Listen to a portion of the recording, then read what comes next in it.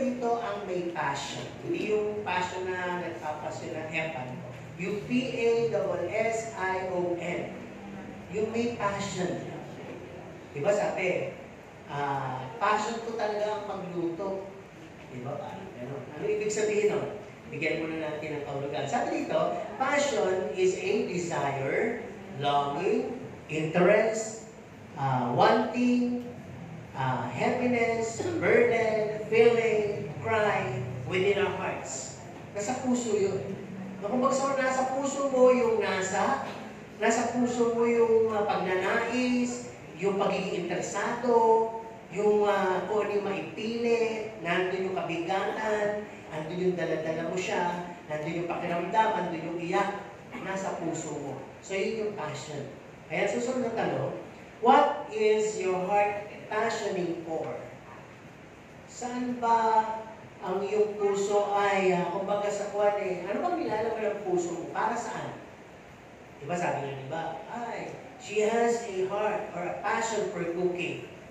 She has a passion for helping. Parang gano'n, nababasa. Parang may puso siya talaga sa pagluluto. May puso siya talaga sa pagtulong. Ngayon, ano ba yung nilalaman ng puso mo at saan na ilalapat? So, sabi dito, no? What is your heart's passion for that you most wanted to do? To act, to express, to go, to start, to carry, and pursue. Ano ba yung nasa sa puso mo na gusto mo nang gawin, aktuhan, o ipahayag, o gusto mong puntahan, gusto mong simulan, o dala-dala mo at ipagpapatuloy mo? Ano yung nandyan sa puso mo? So siguro, sa general question na yan, secular at believers, marami. Amen? Magtatanong ako, pero hindi ko na gagawin magsakan, hihimayin pa. Sino may passion sa puso? Lahat naman tayo. Now, i-relay natin itong tanong na to base doon sa present role natin. Nakaupo kayo ngayon dito sa loob ng iglesia. Kayo ay tinatawag na mga anak ng Diyos. Ano pa? Yun lang ba yun? Lingkod ng Diyos. Ano pa? Anak ng Diyos. Paulit-ulit. Ano pa? Missionary. Ano pa? Kristiyano. Wala. Yung Christian, mananampalataya, ano ba? At mga taga-upo, yung ba? Taga-pakinig, lahat yun. Di ba, ano ba? Mga, taga-sunod, ulit-ulit, ano po, alagad, ano ba? Mga sumasamba. So, marami kayong role ngayon sa umagang ito. Kaya nasabi dyan, in the body of Christ, there is a role as a Christian. No? Ngayon, doon sa role na yun, may passion ba? Kayo nararamdaman? Have you gone through it? Ramdam niyo na po ba yung passion nyo na ngayon may role kayo bilang Kristiyano? Okay. Ngayon, isa pa rin tanong. Doon sa nasabing passion na inaangkin ninyo, sabi, ito ba ay umiikot lamang sa sarili nyo o sa mga taong nakapaligid sa inyo, malapit at malayo? Halimbawa, sa mga kabataan, ano yung ginagawa nyo? Kahapon, ano yung ginagawa nyo? Nagpa-practice kayo na? So, may passion ba kayo sa pagsayaw? Oo naman, kaya nga kayo madaling matuto eh. Kung bagas po, gusto nyo yun. Di ba gusto nyo i-express yun? Gusto nyo ipagpatuloy yun? Ngayon, yung pagpagsasayaw mo, ay umiikot lang sa sayo para sa'yo o para sa mga tao makakita at para sa mga tao mas malayo pa sa'yo. Kasi kinakailangan malaman mo yung scope mo, yung passion mo, yung sukat ng ninanais ng puso mo, dapat alam mo yun. Kasi kung sa'yo lang yan, baka pagbutihin mo lang yung pagkembot, o baka hanapin mo lang ay yung admiration ng tao, yung paghanga ng tao, maring merong ma-attract sa'yo, may sulod, may pumasok sa church, pero magiging objective niya, wala yun niya ay ligawan ka dahil maganda ka sumayaw. Pero pag ito ginagawa mo at umiikot, kung sa tinatawag na kung puso mo ginagawa sa Panginoon, at talagang gusto mong gawin ito mamaya sa concert, ay maaari yung makakita, ay sabihin, gusto ko umaling sa kanila at gusto ko rin makasayaw ng ganyan para maraming maligtas na kaluluwa. Di ba? Parang ganun yung ibig ko sabihin. Kaya napakalaga nga, sabi ko kanina na alam natin yung scope natin. Yung passion pa natin sinasarili lang natin. O nilalatag natin ng tinatawag na malawak. Kasi sabi, bilang Kristiyano na sumusunod kay Kristo, at bilang mga tagabasa at taga-aral ng mga Pauline epistles, ng mga tinatawag ng mga sinulat ni Pablo, at binigyan tayo ng pananampalataya ng lakas ng loob sa pagitan ng kanyang salita at ng Holy Spirit, ay hindi pwedeng wala tayong passion. Okay? Tanungin ng katabi, may passion ka ba? Tungtungan natin yan. May passion ka ba sa gawain ng Panginoon? May passion ka ba sa mga lost souls? Okay. Pag hindi sumagot, usisahin yung mamaya, ano ba? Passion mo, hindi kasi sumasagot Di ba? So, we must have the same passion that Christ, di ba meron palabas doon, passion of the cross, right? Parang gano'n. Kaya kailangan magkaroon tayo ng same passion that Christ, Paul, and other Bible heroes have toward the lost.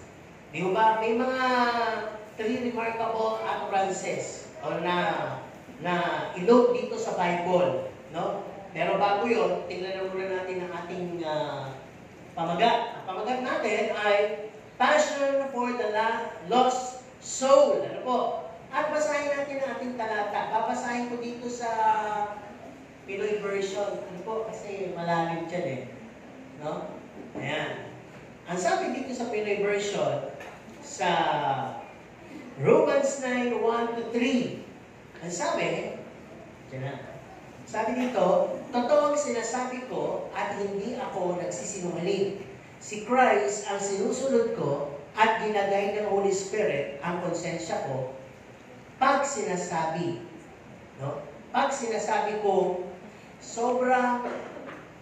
pag sinasabi ko, sapagkat sobrang lungkot ko at nasasaktan ang puso ko para sa sarili kong mga kababayan, ang mga Jews. Sana ako na lang ang sumpain ng Diyos at mahiwalay kay Christ kapalit nila.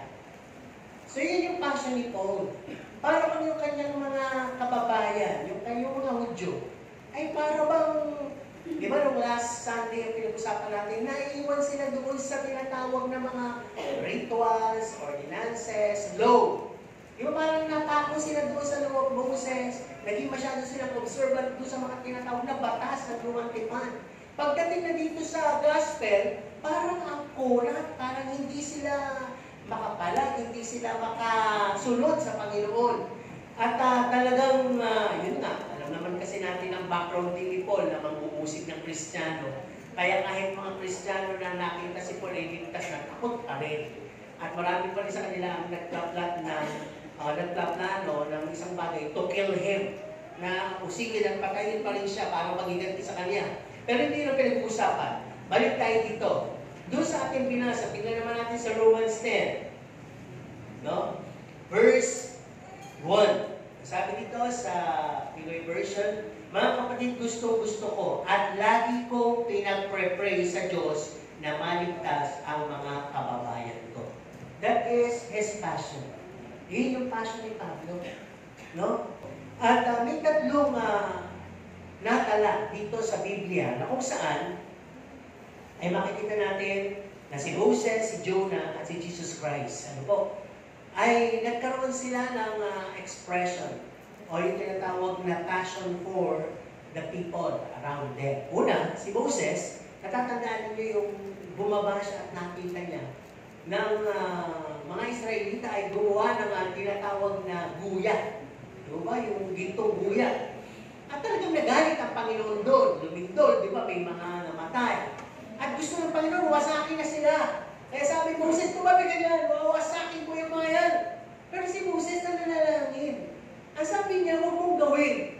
Sapagkat kung gagawin mo, wawasakin mo sila, pati ako wasakin mo na rin. Diba sabi ng Panginoon doon, tatanggalin mo ang pangalan nila sa aklat.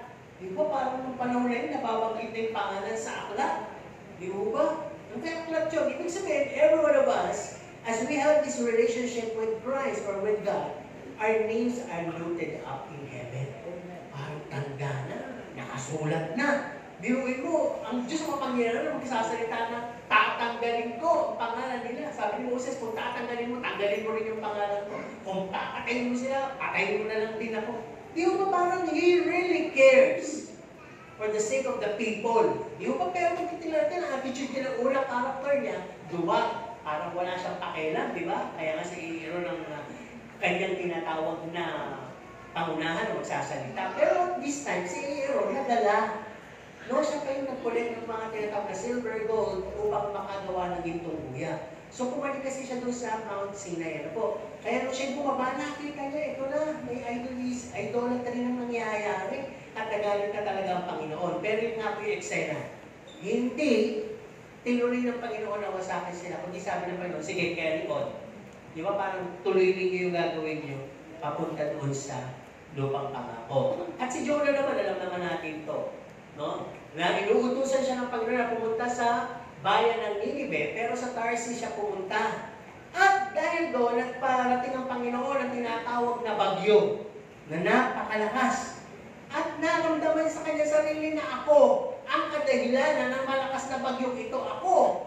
Kaya nung hindi niya na matiis, di ba pwede naman siyang magpubli talaga eh. At hintayin niya, patayin siya doon ng Diyos. Pero, nasabi niya na, itapon nyo na lang ako dito sa Jonah 1:12. Yung kanina sa Exodus 32:29-33 yung ating reference na. Dito sa Jonah 1:12, yung sinabi ni Jonah, itapon nyo na lang ako sa dagat. Kaya nung tinapon siya, tamang-tama, nakaabang na yung balyena, yung malaking balyena. Kaya nilulod siya. Po, sabi nila, kinain.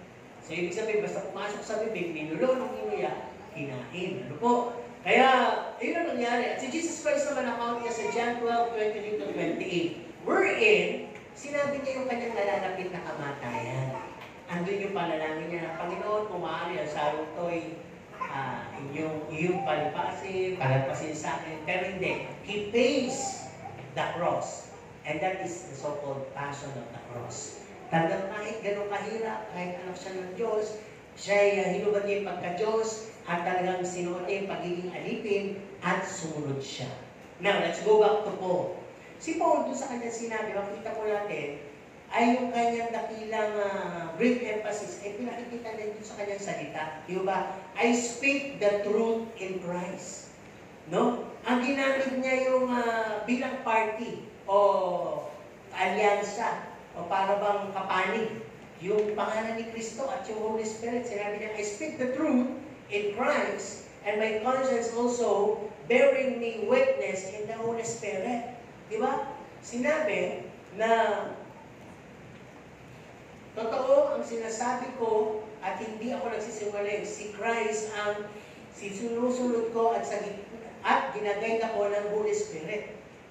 Nilinaw niya. Ang yung mga yon. No? Kaya kung titignan po natin dito, sa panahon ngayon, kahit gamitin natin yung pangalan ni Christ at sabihin natin na nililintay ng Holy Spirit, madali ba paniwalaan? Hindi. Di ba? Kaya maraming Kristiyano, hindi natin masisi, magbigay kayo ng tracts, mag-evangelistic meeting kayo, wala naman pong responsive eh, wala naman pong nangyayari eh. Parang wala naman pong nagpupunta, wala naman pong sumusurrender.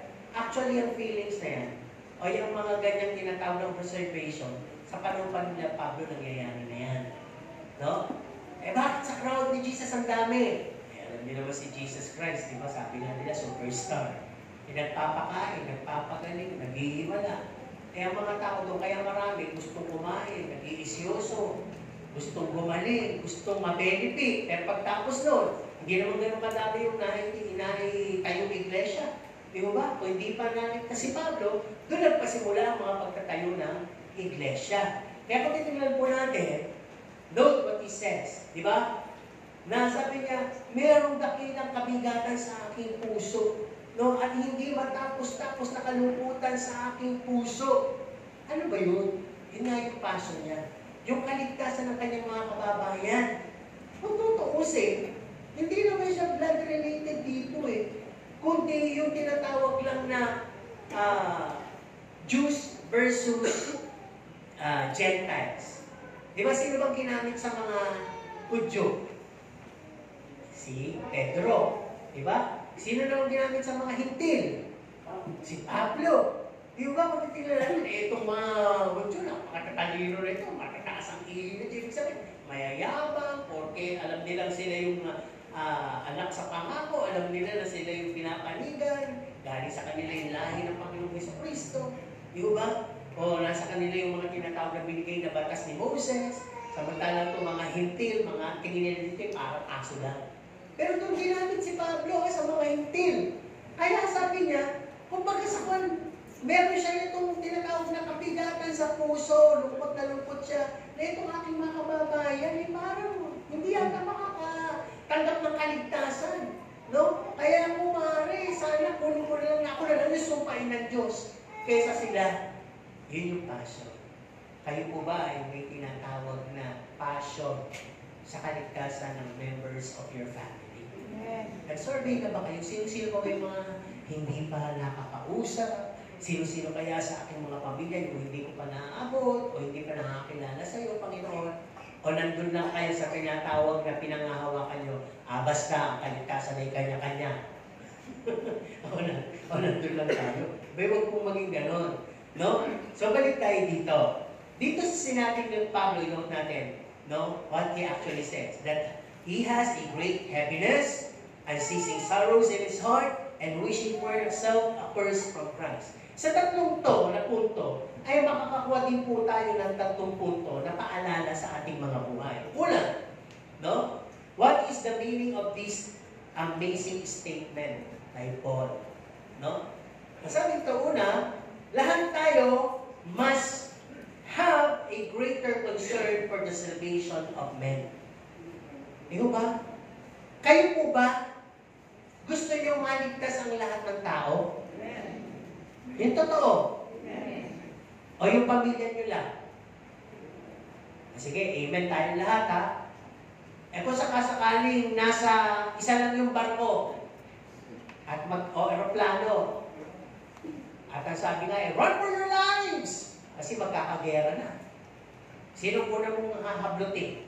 Yung mga taong nakikigulo sa pagtakbo o yung pamilya mo? Pamilya, di ba? Ngayon, okay lang yun. Hindi tayo nanguhusga. Pero sabi dito, talagang hindi lalatag ang passion mo sa lahat o sa mas malayo kung sa pamilya mo muna ay hindi nga lumatag.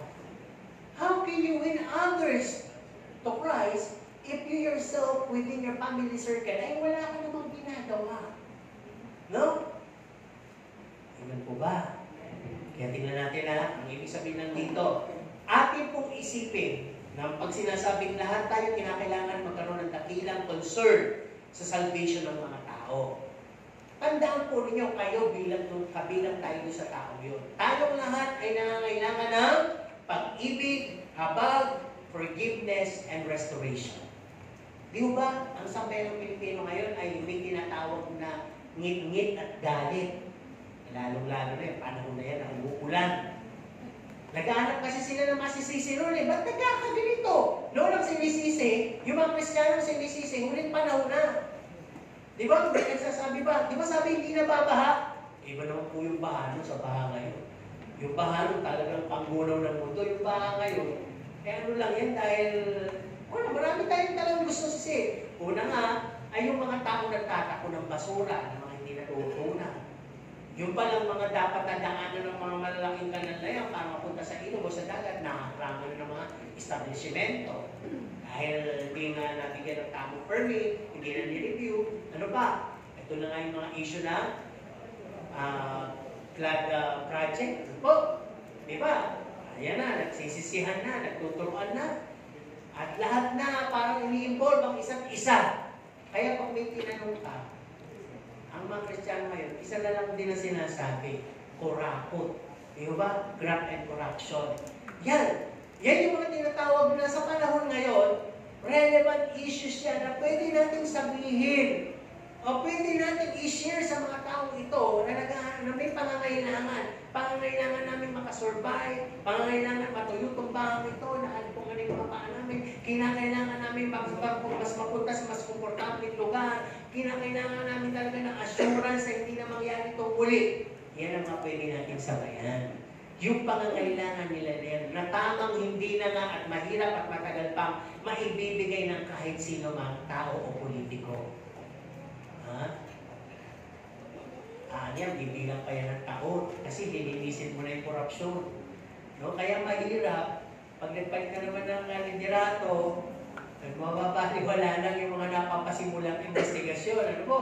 Kaya panalangin natin to. Ang sabi, tayo, yung concern natin, doon sa salvation, it also talks about hindi lang yung mere salvation na tinanggap mo si Kristo. Ibig sabihin, yung kaligtasan natin dito pa rin sa mga climate at sa mga tinatawag na mga, ang tawag natin dyan, mga disastrous thing na nangyayari.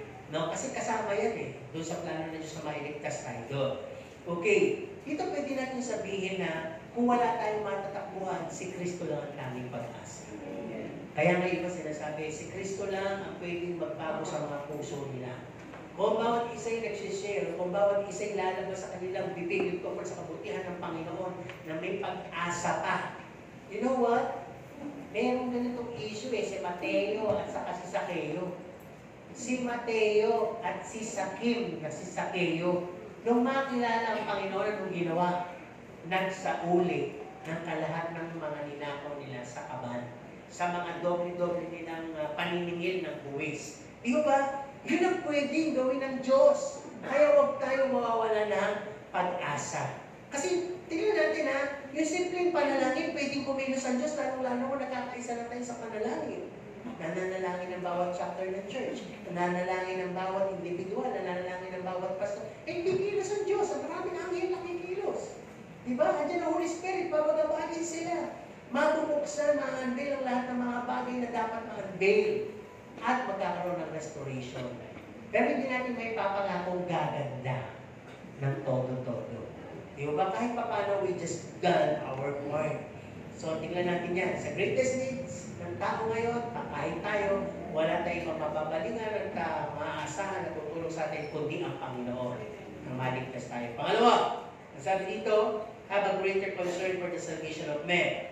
Ang sabi dito, yung service natin, no, is the highest privilege that we have. Alam mo, nakikita natin na ginagawa ngayon ng mga istasyon ng TV, ng mga samahan, nagpapalag sila ng kanilang mga bank account number, nananawagan sila, yung mga gustong magbigay, and they are distributing these relief goods. Ginagawa ba natin yan? Oo, kapag Pasko. Pero wala tayo yung tinatawag na, kasi ito, hindi ko to sinisisi. Siyempre, busy tayo lahat. Pero may mga pastor ako na kasamahan na minsan pag may ganyang bagyo, na-alarm din ako kasi naka-text na agad sa akin, naka-message. Pastor, can we ask help, aid? Kasi may mga picture na papadala, yung mga lumubog na lugar, yung ganito. Any help, any amount can help. So minsan nasasabay sa Pasko, sinasabi ko rin pag nagiging prompt din ako sa kanila, ay, sorry po, Pastor, kasi meron din kami din yung programa. Pero pag wala naman, I do contribute, I do give. Kaya sabi ko na sa asa ko, Gcash mo ako na kailangan si Pastor uli Di ba? So, ibig sabihin sa ganung bagay, huwag natin itong gawin nating pribileyo. Yung makapag-serve, makapagbigay. Amen po ba? Kasi hindi natin nakikita, doon nababasa ng mga taong tinutulungan, bakit nila nagagawa ito? Sapagkat meron silang Diyos. At yung pag-ibig ng Diyos ang nasa sa kanila. Di ba? Kaya tingnan natin, ano ba? Ba't kinakailangan malaman natin o magkaroon tayo ng greater concern for the salvation of men? Sabi ito, ito kasi ang most neglected obligation of all Christians. Uy, gising tayo. Bilang Kristiyano, i-a-adapt po natin yung ating sarili, hindi lang sa pagiging Kristiyano, nakaupo, nakikinig at nagpapataba. Nakuha ninyo? Kain ng salita, pero walang aplikasyon. Ang ibig sabihin dito, the moment you receive Christ, count yourself as modern disciples of Jesus. Yung disciples, alagad. Yung alagad ay may ginagawa. No? So kung hindi man tayo nai-instruct in our own little ways, kumakbang tayo para doon sa pangailangan ng tao. Kasi lagi dito yung Matthew 5:16 papasok Sa bawat gagawin mo, magliliwanag ka. At sa pagliliwanag mo, luluwalhatiin nila ang Diyos. Tama po ba? Kaya huwag natin ito i-neglect ha. Hindi po nakakarami ng puntos para mapunta sa langit. Yung simba lang tayo ng simba, bigay ng bigay, pakinig ng pakinig, worship ng worship. No? Hinahanapan din tayo ng Diyos na huwag natin i-neglect. Kaya sabi ng Panginoon, nakulong ako, hindi niyo ako dinalaw. Nahubaran ako, hindi niyo ako dinamitan. Nagutom ako, hindi niyo ako pinakain. Nakuha ako, hindi niyo ako pinainom. Ito pala yun. Huwag natin i-neglect to. If you have something to give sa mga pulubi dyan, bigyan nyo lang. Huwag na yung mga ano lang yan. Sindikato yan. Sindikato mo, pagkati mo sa harapan pa wala pa lang ni isang pulubi kang naabutan. At yung isa sa mga pulubi yan, anghel pala. Di ba sabi ka nun, magbigay ka. That you might know na yung palang mga pulubi yan ay anghel na sinugo ng Diyos. Para subukin kung ikaw ay mapagbigay. Sino nakapagbigay na dito sa mga pulubi? Sa mga anghel? Ayun. Wala pa rin kayo iniisip kung may anghel kayo napagbigay. Siguro iniisip niya, ba't naman mamamalimos ang anghel? Di ba?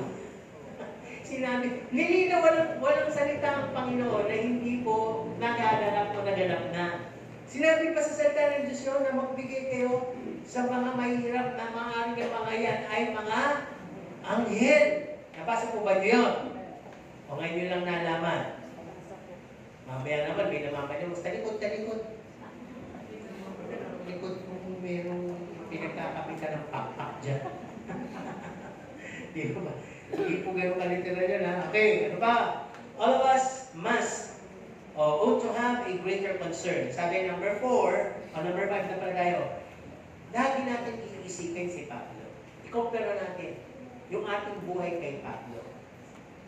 Sino bang mas magaling? Si Pablo o ako o tayo? Hindi, sige, sumagot kayo by your own understanding. Sino mas magaling? Si Pablo o tayo? Sabihin niyo kung kayo, kung hindi kayo makasagot si Pablo, ako, pwede naman eh. Hindi ko na umasisahin kung ba't niyo sinabi yun. Okay ha? Sumagot kayo kung oo o hindi. Sino mas magaling? Si Pablo o tayo? Sino mas matapang? Si Pablo o si Bonifacio? Sabi nyo mo ito, Pilipino tayo. Bonifacio tayo. Udyo yun eh. Okay. Sino mas mayaman? Si Pablo o tayo? Sino may mga mas matataas ang tungkulan? Si Pablo o tayo? Sino bang may mas mataas na lahi? Tayo o si Pablo? Udyo yun eh. Hintil tayo. Pero kaya ko yung sinabi, si Pablo lahat yung binasura para lang makapaglingkod, sumunod kay Jesus. Yung napakatapang na to, gustong patay ng kapwa Kristiyano, pwede naman siyang lumaban rin dahil matapang naman eh. Kinalimutan niya, inaling niya sarili niya, tumatakbo na siya, hindi na siya papatay, siya na yung papatayin. Parang gano'n. Bakit nagkaganon? Kasi nga whole life transformation ang nangyari sa kanya, nakatawid siya. Hindi niya na inalagaan yung kanyang reputasyon, hindi niya na inalagaan yung kanyang titulo, ang kanyang sinaalang-alang yung passion for the lost soul. Lost soul. Souls. Pangalawa, yung sa sinabi ng Pablo, ano pa yung mga makikita natin dito? Sabi dito, this concern ought to direct us toward our own loved ones according to the flesh. Yung sinabi kasi ni Pablo na di baling ako na lang, first ni Christ, huwag lang ang aking mga kababayan. May punto dito na, di ba may sinabi sa Bible na, kung hindi nila nakikinig at lagi na lang gano'n, ay ipagpag na ninyo inyong mga paa sa kanila. How many times nyo nabubang sinabihan ng members of your family? Can you count it? May 10 beses na ba? Mahigit ka. Ngayon, ito yun eh. Di ba kinagtataka bakit hindi? Nag-yield? Baka naman kasi may nakikita na hindi ka panipaniwala. Ganun po yun. O kaya naman, gawin na natin kagad yung nangyayari sa church. Baka naman kasi yung away sa loob o yung takpo sa loob ng church, dinadalit nyo pa. Kwento nyo pa sa asawa nyo. Hirap na hirap kayong kumbidahin dito. O bakit ang lungkot mo? Hindi ka nakapuno ko sa church. Eh, bakit? Hindi nga ako pinagkakamalan. Ayan na, di ba? Kaya kung disunod sa church kayo, bakit? Puro hindi. Puro na lang kaloob. Ayan na. Yung asawa mo tuloy, nagkakaroon ng ano? Pandepense. Ba't mo ako dadalhin doon? Away-away nga kayo doon. Eh, ba't dadalhin mo ako doon? Ikaw nga may hawak ng pera. Dahil pala hihingin. Eh, magmumukha lang akong ano doon. Madamot. O, di ba? Kaya sabi nga dito, something is happening that went wrong. Kung ba't nagkakaroon, tagal-tagal mo na sinasabi ng members of the family mo. Now, name it. Sino yung mga members ng family nyo? Di ba sa inyo na wala dito?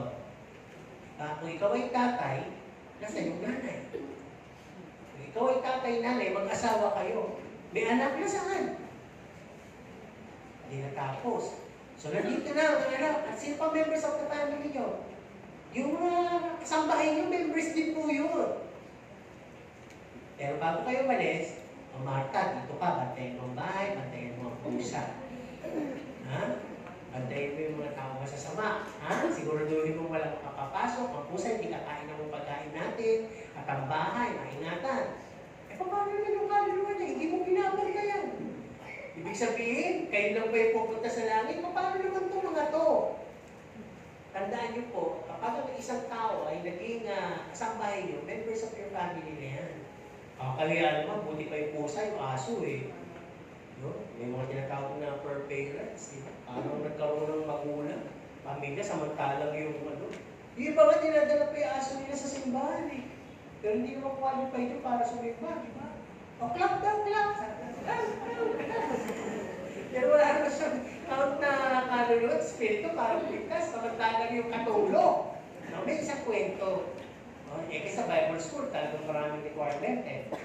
Ang sabi, lumabas kayo, mangaluluwa kayo, dahil nyo dito mamaya. Ako na, i-evangelize natin sila. Basta magkagilan kayo ng tao dyan na social experiment, spiritual experiment. Nang malaman natin kung may sasama sa inyo at maniniwala sa mga sinasabi nyo tungkol kay Kristo. So, yan, umayon na. So, sa tingin nyo, sino yung mga nadala? Ng mga klase ng tao. May doktor kaya sa tingin nyo? Wala. Bakit naman? Ha? Busy. May pulis kaya? Busy din. Laborer. Katulog. Tinulog ng amo eh. Kamag-anak, pinsan. Sabihin natin may mga nadala, pero hindi lahat ng klase ng tao nadala. Eh, itong isa, may dala din. Ngayon, nandun na, sabi mo, pastor, nakapagdala ka pala ng doktor, ikaw pulis, ikaw engineer, mga laborer, mas maraming nadala, may mananahin dyan, merong street sweeper, nadala. Ito, ba't ang dala mo pulong eh? Sabi mo, bakit may kaluluwa din yan eh? Pastor, passion for the lost souls. Diba? Kawawa naman yan, pulubi na nga eh. Diba, naghihirap na sa ibabaw ng lupa. Eh pag napunta pa sa impyerno yan, mas lalo pang maghihirap yan. Diba? Kaya ang ibig ko lang sabihin dito at sa kwentong yun, totoo namang nangyari sa Doropecho sa Maynila, na wala tayong pipiliin, sisiluhin. Diba? Natatandaan ko nung nandun kami sa Moraita. Meron kami lagi tinapon ng students. Ano nga ba yun? Center.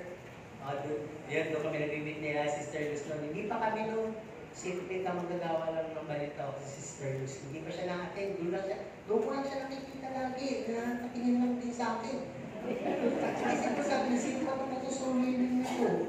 Kapatid ni Brother Gilbert. Kasi classmate nila eh. Pero nakikita ko siya.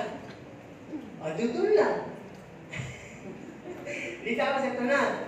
Pag yung mga youth namin, nasa labas kami nag-aabang kasi alas 3 ang simula. So, una, nandun na, nag-i-invite na, lahat na dumadaan. Meron po tayong gawain, mamaya, sisimula na po alas 3. Alam po ninyo, nagre-response, may mga pupunta, may mga hindi. Pero kalimitan po pupunta, yung mga mababait. Kaya lahat ng youth namin, pagka doon ako sa ito, ito sa akin. mukhang matakas yan. Nandiyan ka yan. O yan, ay mayaman yan, hindi yan. Kaya nung kami meeting ng sapat kayo, huwag niyong sinuhin yung kapangyarihan ng Diyos. Pinipili niyo lang, sorry for the word, pinipili niyo lang yung mukhang maanga-anga, yung mukhang hindi kikibo, yung mukhang mabait, yung mukhang sa tingin niyo mas mataas kayo sa kanya. Hindi gano'n. Ang salita o lambat ng Diyos, uulihin ang lahat ng uri ng isda. Parang gusto nyo lahat, dikya eh. Nakuha na yun. Dikya, matay lang huli yun, lutang na ng lutang yun eh. Hindi gano'n. Hulihin yung lahat niyan sa lambat o salita ng Panginoon, mahuhuli yan. Sino example? Kung si Pablo eh. Di ba? Meron pang isang bagay na sinimulan kay Pablo para maniwala sa Panginoong Jesus. Di ba? Na-struck siyang ilaw eh. Yung silaw.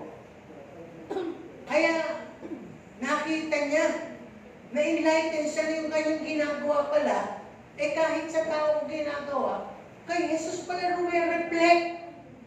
Kaya sabi niya, sino ka? Ano sabi ng Panginoong Jesus?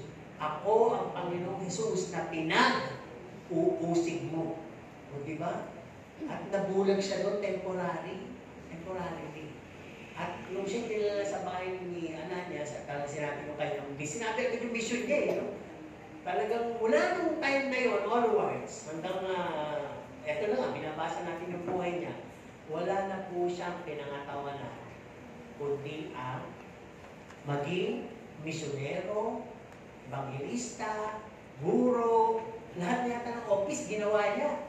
No? Even pastorate ginawa niya. Servant ginawa niya. Lahat na. Disciple ginawa niya. Nagtuturo pa rin siya. And even to the point of death na alam niya, mamamatay siya, papatay siya doon sa kanyang pagbabalik doon, ay ginawa pa rin niya. Because all of these are the whole passion of his heart for the lost soul. Amen po ba? Sa matuloy sabi, pagka napuno ang iyong puso ng passion for the lost soul, mawawala yung pag-iinarte. Tama po ba? Mawawala yung pagiging choosy, yung pagiging napakaraming rason natin sa buhay. Okay. So, balik tayo dun sa loved ones. Ang sabi kasi dito, they are our own God-given loved ones. Alam po ba ninyo, yung mga anak ko pinagkatiwala sa inyo yan. Kinakailangan palahanin niyo yun o dalhin niyo sila sa paanan ng Panginoon. Amen po ba? Kasi pag hindi, sa inyo pa rin po sisingilin. Accountable kayo. Pag napahamak yan at hindi nakasama sa kaharian ng Diyos, nagkatiwala yan sa inyo eh. No? So sino dito yung maraming anak? Lahat ba yan? Eh, talagang nasabihan na, nakayat na. So kasi dito, on the process may iba. Ang sabi dito, kung ginagawa natin ang mga bagay na to, we need to feel them, we need to hear them, we need to see them na part ng ating buhay. Kung nakikita natin ating sarili papunta sa langit, dapat nakikita din natin sila nakasama natin sa langit. Who hold on the words na pag hindi naman nakasama yung mahal mo sa buhay na yun, hindi ka naiiyak eh, dahil wala na yung feelings na gano'n, iaalisin na ng Diyos yun. Eh, gano'n naman pala. Eh, di mo kanya-kanya lang tayo ng kaligtasan. Diba? Sino bang gusto mapahamak ang pamilya niya? Diba? Kahit naman gano'n, ang mga magulang, kahit naman gano'n ka, ano yung anak nyo eh. Karebelde, hinahanap-hanap mo rin yung presensya niya, diba? Dati kasi meron ditong miyembro na talagang matapang yung anak, nag-a-addict talaga. Nag-a-addict. At talagang, kahit kami pagpupunta sa kanila, nagmumura kami. Nung isa kasi nagpunta kami, eh, may parang birthday yan. Meron lang tama, naka-high. Kaya sinalubong kami ng mura. At kami nila Pastor Aluspio, Pastor Cesar, pumunta kami. Nasabi, kayo mga patay gutom! Punta na lang kayo, punta sa mga bahay, nakikikain kayo, sabi nila. Eh kung hindi mo nahawakan mo, nahawa mo. Di ba? Pwede mo pala, pwede kang magsalita o magtampo doon sa kapatiran na kanyaya sa'yo. Kaya lang, since alam mo yung mission. Ang sabi nga dito, dagdagan mo yung pag-ibig, dagdagan mo yung unawa, dagdagan mo yung pagtitiis, sapagkat hindi ka makakakuha nito sa kanila, ikaw ang aapawa nito nang makita nila. Tama po ba? Eh sabi dito, dealing pa rin doon sa mga mahal natin sa buhay. We owe them the supreme concern and supreme prayer and effort. Pinapanalangin po ba ninyo? Nagmamalasakit kayo? Yung effort. Sinabing effort, patience, no? Understanding, love, ay trust nyo sa Panginoon lahat. Hindi talaga kayo susuko kahit anong mangyari. Amen po ba? Huwag marinig sa bibig nyo yung sawa na ako sa'yo. For how many years? No, ganyan ka pa rin. Huwag po. Kaysa sabihin na lang natin yun, ang Diyos na ang bahala. Maglingkod lang kayo. Interest nyo lang sa Panginoon. May ganyan, di ba? Nagpapatotoo doon sa taga-balitawak na pinapanalangin yung kanyang asawa maligtas. 23 years daw niyang pinapanalangin. And on the 24th, naligtas. And on the 25 year, namatay na. Diba? Kahit pa paano bago namatay, nakakilala sa Panginoon. Diba? Kasi minsan, yung mga bagay na yan, tinik eh. Yan maaaring yan ang tinik mo saan man. Pwedeng sakit kasi, relasyon, sitwasyon, circumstansya, na hindi aalisin ng Panginoon for you to keep coming back at His presence, at His feet. Na yan ang magiging pusan mo palagi. Na yan ang pangahawakan mo na may gagawin ng Diyos behind scenario. Just treat it like this. Ginagawa niyang pagsubok at hinahayaan niyang pagsubok na yan, which is, sasabihin natin, common to all men. Hindi lang ikaw may ganyang karanasan. Iba dagdagan mo pa ng extreme. Iba ganyan na, binububog pa sila. Iba ganyan na, tinatakbo pa sila. Kung ikaw ay nandun na sa ganung level, medyo tiisin na. Di ko ba? Tiisin na. Kasi sabi din dito, they can be more surely influenced by us than by all others. Kasi baka sa iba na siya nagtitiwala, sa iba na siya kung naghihinga ng kanya sama ng loob, sa iba na siya nakakita ng tenga, na makikinig, ng kamay na yayakap, na isip na uunawa. Kasi baka plug na siya sa iyo eh. Kung yung relasyon to, pwede mag-asawa o anak. Pwede, sa sobrang laging may gano'ng nangyayari sa buhay, nawala rin mga tiwala, lagi na lang sumbatan, lagi na lang pataasan, lagi na lang tikisan, lagi na lang pagmamalakihan, wala na talaga ang Diyos sa sentro ng inyong puso. So, paano yung concern ng kaligtasan mo at ng pamilya mo? Which, sinasabi dito, na magkaroon ka ng passion. Alam niyo yung passion na yun? Kasama din yung napakadakilang habag. Pinata natin kanina, di ba? Wala nga tayo na isukli sa Panginoon. Hindi nga tayo harapan dapat eh. Alam niyo, lagi yung balikan yung pagka hindi pa ganun katindi yung mga degree ng tinatawag na pressure, friction sa buhay niyo. Ang Panginoon Jesus na eh. Ano ba yung nagawa nung magnanakaw sa kanya? Pinuri-puri lang naman siya, di ba? Wag! Anak ng Diyos yan! Pero alam niya sa kanyang puso na makasalanan to, itinako ko sa gitna nila, naku, ano yung hangtod dyan? Ako din yung gano'n, dahil ako ngayon nasa gitna eh. Pero noong time na yun, yung kanyang dakilang pag-ibigan ng hindi papa. Hindi naman din sinabi dun sa nanglait sa kanya na ikaw naman mapapa-impyerno. Wala. Doon lang siya sa side na nag-acknowledge sa kanya. Kaya sabi, kasamahin ko ko, Panginoon. Kakasamahin kita ngayon din sa paraiso. Ganun kadali yung pagtitiwala niya. Di ba? Ganun, hindi na nag-double mind na pagka babago dyan, magpabutis mo kaya muna. O kaya, magsipa ko muna ng maraming beses. O kaya, mag-contribute ka. Walang ganun. Grace kasi, always wins. So, di ba parang picture nito yung alibugang anak na talagang kinuha na lahat. Kasama po sa pagkuha ng yun, yung disrespeto. Alam mo yung disrespeto? Yung binabastos ka. Parang ganun muna nangyari. Kaya siguro na ibigay na yung yaman. Sige, pero umalis. Kung saan umalis, doon siya nakadungaw. At doon siya lagi nakaabang. Kung babalik, bumalik. Diba? Ano sabi ng narration? Tumakbo ka siya, sinalunod niya. Kasi wala man, hindi siya nagtagkik sa ginagawa kasamaan. Ang iniisip niya, yung nawawala to, namatay, nawalay. So kung meron na kayo mga mahal sa buhay na gano'n, lagi isipin nawawala to kahit nakikita ko wala sa sarili to. Hindi to galit na Holy Spirit. Spirit ang nagagay dito kadiliman. Ngayon kung kayo bibigay, patay na yung ilaw, sino pa ba ang tanglaw? Wala na. Kaya, dadagdagan mo pa ang Holy Spirit light. Sa pamagitan ng unawain ko siya. Di ba? Lilikuran ko siya bilang getong relasyon ko sa Kanya. At alam ko, andon ang habag ng Diyos, biyaya ng Diyos na isang araw, hindi naman limitaw sa Kanya, kundi tatakbo ka at sasalubong sa Kanya. Di ba?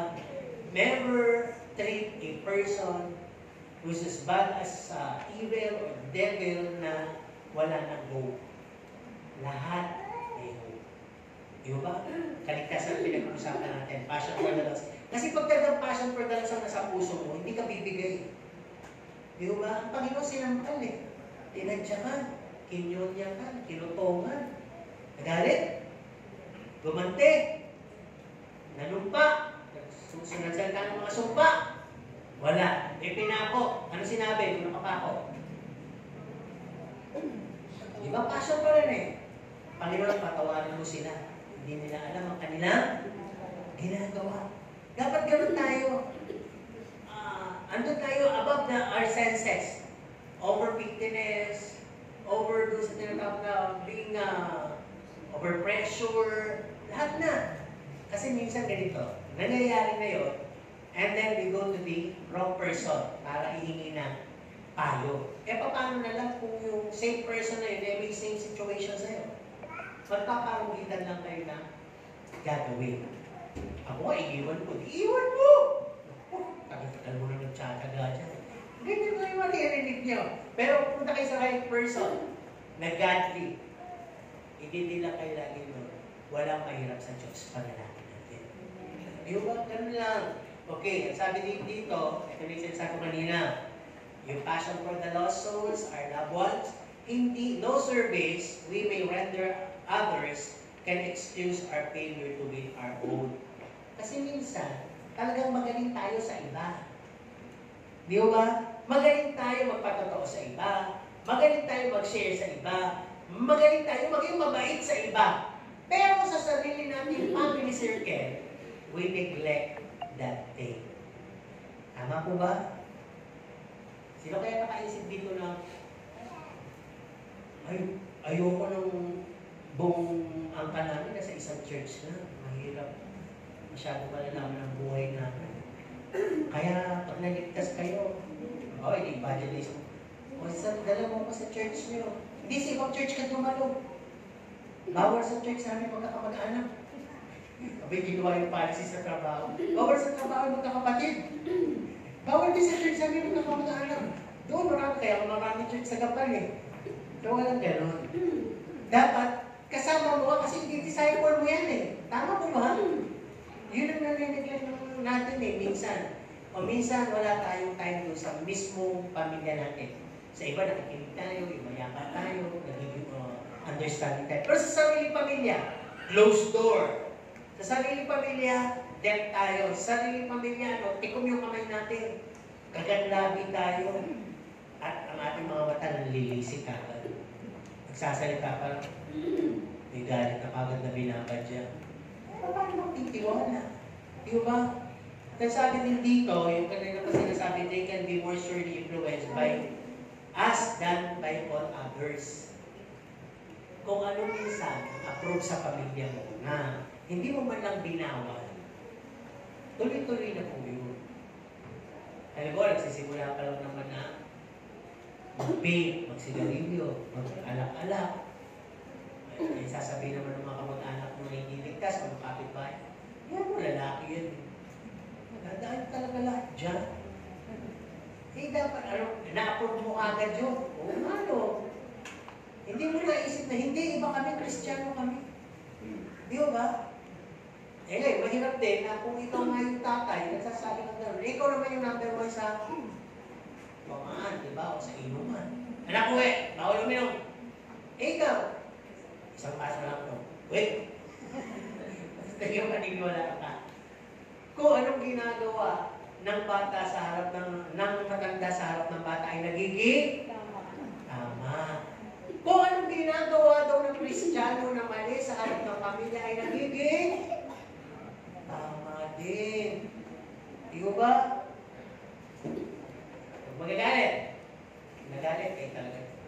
May mga Kristiyano kasi anong chismosa, di ba? Nakakalakihan ng anak nila yun. Nalilinig. Sa bahay nila, pinag-uusapan yung membro. Eh, yung anak naman yun, nakagano'n na.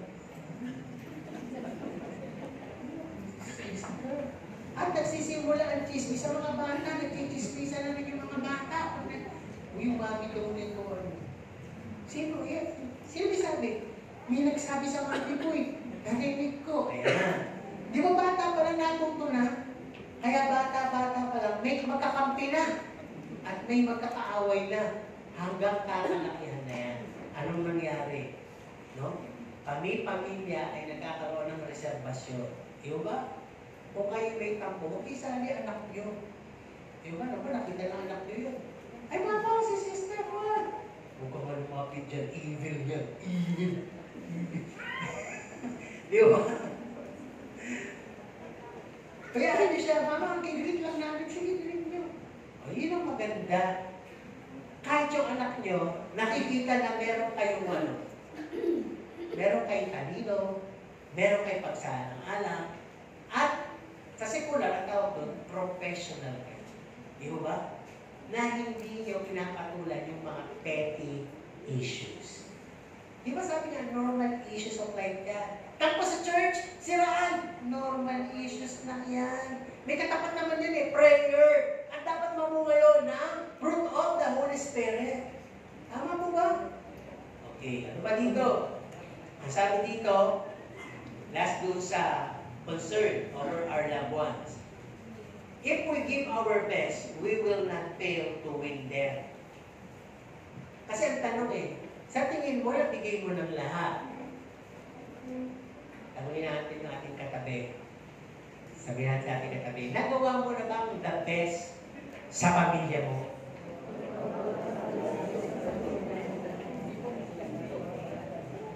Ano sabi? Sumagot ba? Baka naman meron yan. Sobra pa sa best. Ay, nasunod ko na. Tama lang. Di ba? Kasi makauto na dating eh. Ako yung nakakasunod din yung gano'n. Di ba? At dito sa larangan na aking tinanong na yan, I believe that the Holy Spirit will always lead you to balance your relationship, your conversation, your everything, your circumstances. Hindi naman pwedeng all the way wala nang tampo. Meron yan. Pero, makukulat kayo, ang bilis, hindi pa lumulubog ang araw, solved na. Naunahan niyo pa yung sinabi sa Bible. Ang sabi, huwag niyong hayaan ang inyong galit ay lumugan ng araw. Abay, tinig pa yung araw, nakapagkatawag ka na. Tama. Eh, mamaya naman, yun na sinabi, bilang ka ng pinagpalasing ko na, hindi pa kami nagkakamabati.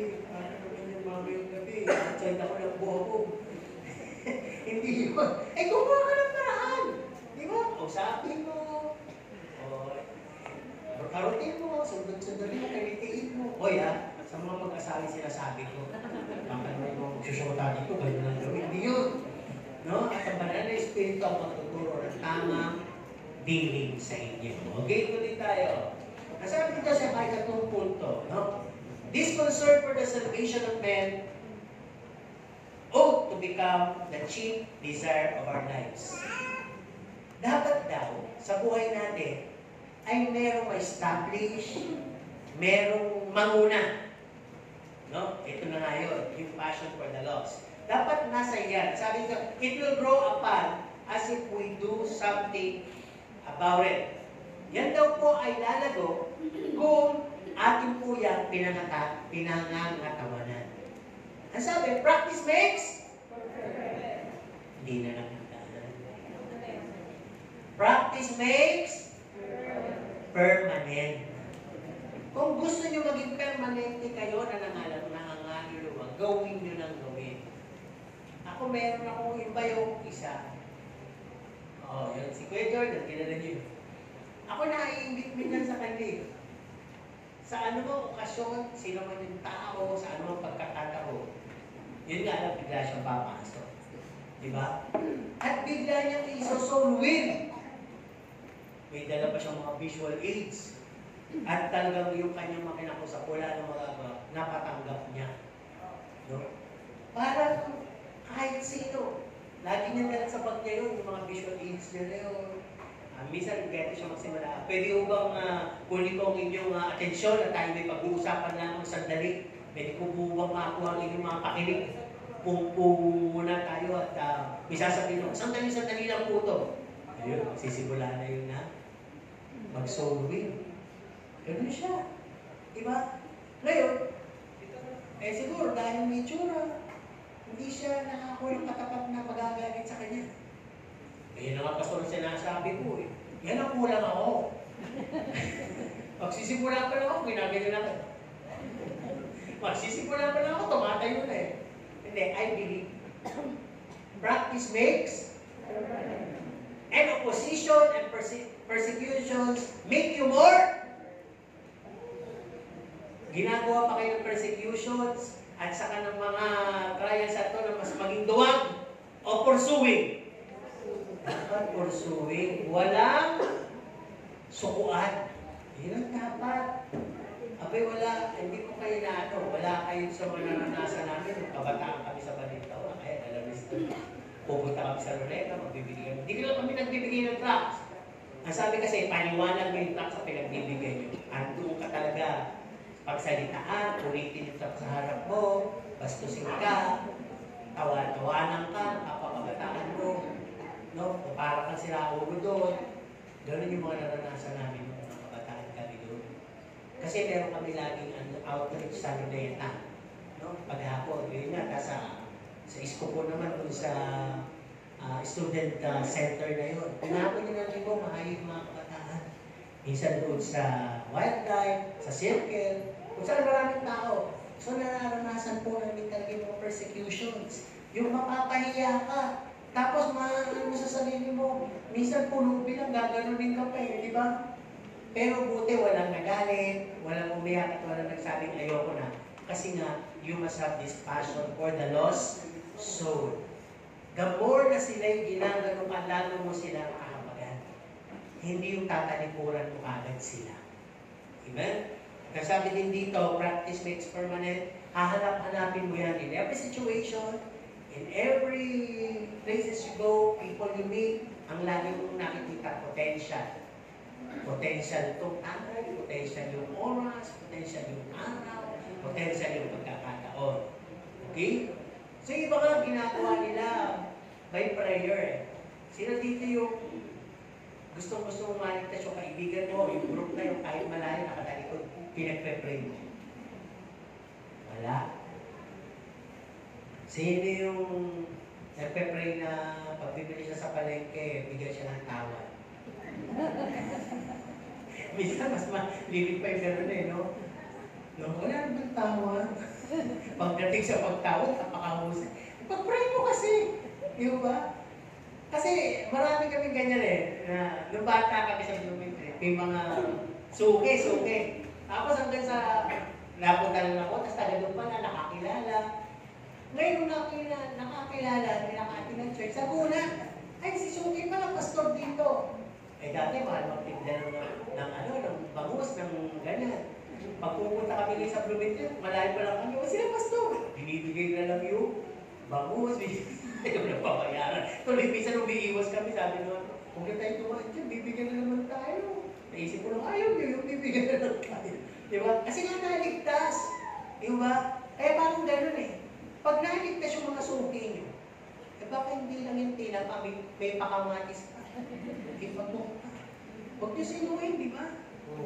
Kaya gano'n, huwag mo eh, una-una, di pa nasasabi Diyos, patawad ka ng tawad. Mahal ang islang Diyos, ginatawad na. Alam nyo, natinig ko lang ito sa radyo, GCS. Tayo ito mga Kristiyan, tignan natin yung kakatawad. Kasi daw yan ay nagsisignify ng kapuriputan at hindi ka napagpapala ng Diyos. Konti lang naman yung tubo dun eh. Magkano yung isang pistay ng tinapa ngayon? Bakit 40 na papakilit? 70 na, di ba dati 50? O ngayon hanggang saan ang gusto nyo itawad doon? 30 pesos, pero grabe naman yan. 65, pwede pa yun, di ba? 65 na lang. Di ba? 60 daw, 60 na lang.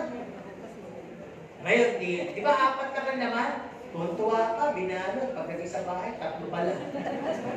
Sino mas marunong? Parang gano'n lang yun eh. Kahit hindi rin yung isang nagkakatawad. Nagre-create na sama ng loob. Okay, tuloy tayo. Ang sabi pa rin dito, if so God will make our little lives count for good things. Alam po ninyo pag nangangaluwa kayo, you leave a legacy. Hindi nyo na marinig yun. Pero lagi nila sinasabi, yung tao na yung mga Diyos, walang sinasabi, kundi at least, yung makikita ko nyo, sinisingit talaga niyo yung tungkol sa Diyos. At alam po ba ninyo, maaaring hindi sa inyo, may makakausap yun at may pagkakataon na makakilala sa Diyos yun. Kayo una makakatanggap ng compliment. Legacy. Di ba? Kasi may mga ganyan eh. Ako nga, pagkabata, may mga ganun pagkakataon, mga classmate ko, kakilala ko, o nakakausap ko dyan sa mall, na nung una, dyan pala sa Watermark, mga na-share ko, nabigyan ko. Tapos ngayon nakita ko, yung iba active na sa ibang bansa. O, mga nagpapatuloy. Pero hindi dito nagpunta. May pumunta dito, hindi naman nagpatuloy dito. Pero sa ibang bansa, sa ibang lugar, nagpatuloy naman. Parang gano'n. Di ba, minsan yung ating concert, wala namang dagliang concert tayo. Pagdating sa isang linggo, kailangan doon tayo sa kabilang school kasi hindi na tayo kasya. May gano'n? Wala. Manaka-naka. Pero may mga pumapasok. May walk-in. Tapos nananatili. Ito na yung harvest. Di ba? Eh sabi, bakit gano'n? Hindi marami. Ang tanong, kaya mo ba mag-alala ng marami? Nanay, kayo po. Hanggang ilang bata kaya mo alagaan o pagka-alagain kayo? Kaya nyo lang, mga ilan? 3. Malakas pa yun. Kayo nanay, ilan ang kaya mo alagaan, mga bata? 1. Wala nga, kahit 1. Ikaw, si Jenny, ilang bata kaya mo alagaan? 5. Kasi mga bata-bata pa siya. Di ba? Parang ganun din eh. Minsan, hindi tayo mabigyan ng mga kaluluwa dahil mas marami pang bata kaysa sa mag-aalaga. Nakuha ninyo? It talks about the maturity, it talks about the lack of concern, it talks about the neglected obligations, lahat na po yun. Pero pag ang church ay continuously, wala yung petty issue, wala yung tampo, lahat merong isang goal, lahat may motibo sa Diyos lang, lahat gagawa, lahat masipag, at lahat may passion for the lost, ay napaka-continuous ng growth. Diba? Tuloy-tuloy. Tama po ba? Kaya dito, sabi din dito, and God will not let us fail in winning them. Pangako ng Diyos to, na, di ba sa Acts 16:31, maligtas ang isa, maniligtas ang lahat. Amen po ba? Nangyayari po ba ito sa tingin niyo? Parang pilit lang. Amen. Hindi, sa pamilya, nangyayari po ba yan? Amen. Dati, siniligtas, kayo na, ngayon ilan na? Sa ibang pamilya nangyayari ito, naligtas yung nanay. Nung tumagal, naligtas na yung mga anak, yung nanay nawala na. Minsan may gano'n naman nangyayari. Hindi dapat gano'n. Kung baka sa palabot pa rin yung support, di ba ba? Ando pa rin yung pinakananay, hindi pwedeng, natatandaan niyo kung hindi man kayo nanay o pamilya na magkakaroon ng anak, ay kailangan, meron din kayong inaalagaan dito. Pero sa mga kasama niyo sa bahay, sino dito yung meron siyang kaibigan dito? Sinanay mo talaga, iba, ang daming kaaway. Walang concern. Dapat maging accountable kayo kahit sa isang tao rito. And I will give you a tip. Ang alagaan niyo sa tingin niyo parang, yung hindi seryoso. At magkaroon kayo ng passion na maging seryoso ito. Nasa tulong ng Panginoon Jesus, ay makakaya ko itong kapatid na ito na sumipan. Makakaya ko itong kapatid na ito na dumalo ng bidwits. Kasi wala eh. Given us, binigyan na tayo ng cellphone na isang click mo lang, messenger mo, machat-chat mo, misuse ang ating cellphone. Imbis na dala natin ng chat, ang hinahanap pa natin, likes. Di ba? May nag-post na ba tungkol doon sa kailangan masipag tayo, kailangan hindi tayo nakakalimutan sa Diyos. Meron na po ba? Wala. O wala. Hindi ko naman kayo masisisi. Ang pinapost natin yung ating kapugian, kagandahan, mga talento. Kasi yun naman talaga uso nun eh. O uso ngayon. Hindi masama, pero dagdagan nyo na tinatawag na maaring makapagkayang sa ating kapatid na manumbalik sa Panginoon. Amen po ba? Each one, take care of one. Di ba? Mag-alaga ka. Hanapin mo dito yung parang nanlalamig, hanapin mo yung parang walang pera. Alagaan mo. Para sumilang siya. Amen po ba? Eh, kung nalilito kayo, do it in prayer. Lord, turo mo sa akin sino. Sino yung aking aalaga? Sino yung aking concern dito na talagang mapalapit sa'yo? Di ba? Kasi dapat may dinidisciple ang bawat isa sa atin eh. Tama po ba? May inaalagaan. Okay, last point natin. Point number 4. Sabi dito, Christ victory wins souls. That wins souls continuously wins and wins souls. Yung victory pala ni Christ ay matagal nang natatag. Kaya siya namatay sa krus sa kaligtasan ng lahat. Para saan daw? Now, do you count yourself naligtas? Kasi naniwala kayo sa krus, sa ginawa ng Panginoon. Naniniwala ba kayo na kung kayo na napakatigas ng ulo rin nakuha, eh makakakuha pa ba? Eh makukuha pa ba? There's still room sa cross. Meron pa bang lugar sa krus para sa kaligtasan ng mga nawawala? Ay marami pa po ika-accommodate ang kaligtasan yun. Kaya sabi, do your part. Katulad ni Noah, nagtawag siya, malapit na ang pagbunaw, bumalik na kayo sa barko. Diba? At tayo ay related na sa Noah's days ngayon. Number 1, sabi nga dito, he changed your earthly passion to his passion. Kung ang passion mo lamang ay magpaganda, ang passion mo lang ay sumama para sa barkada, babaguhin ang Panginoon ngayon. Ang sabi dito, a heart likened to Christ, a heart burdened for the lost.